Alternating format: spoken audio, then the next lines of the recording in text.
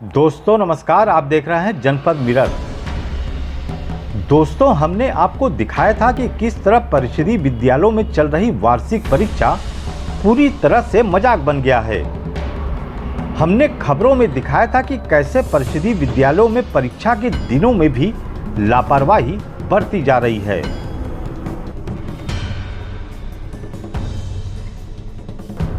परीक्षा में न हर बच्चों को पेपर मिला और न सीट।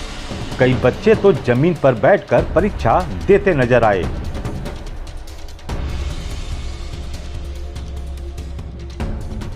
हद तो तब हो गई जब कक्षा 2 और 3 के बच्चों को एक ही पेपर मिल गया।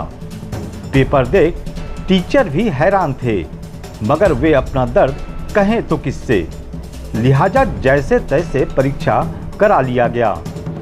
लेकिन बड़ा सवाल यह है कि आखिर इस तरह की परीक्षा का क्या मतलब।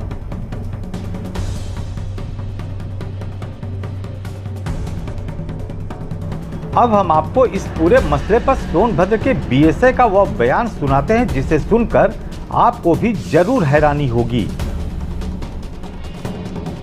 बीएसए महोदय को यह समस्या सामान्य सी लगती है जब उन्हें यह बताया गया कि एक ही कक्षा में कई तरह के पेपरों से परीक्षा कराई जा रही है और कक्षा 2 और 3 का एक ही पेपर से परीक्षा करा लिया गया है।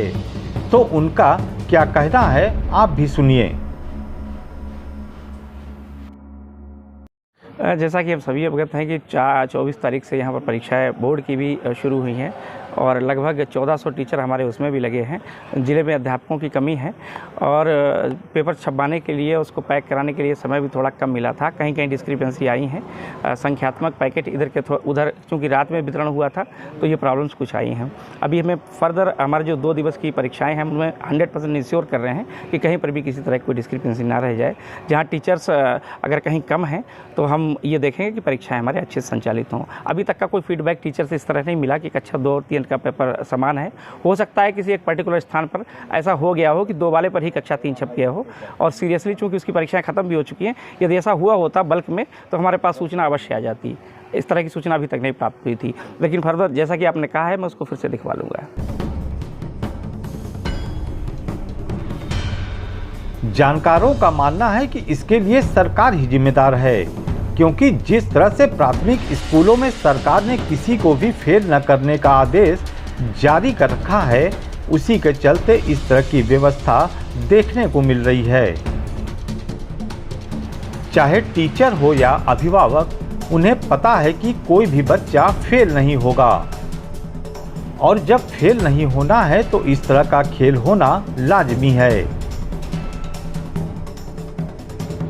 बहरहाल इस विषय में सरकार को एक बार फिर सोचने की जरूरत है कि वह स्कूलों का कायाकल्प तो करा रहे हैं, मगर बच्चों का कायाकल्प कैसे होगा, इस दिशा में कोई नई रणनीति बनाने की जरूरत है।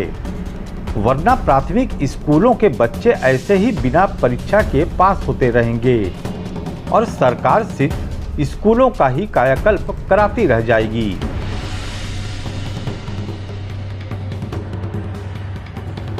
शांतनु कुमार के साथ आनंद चौबे, जनपद मिरर, सोनभद्र।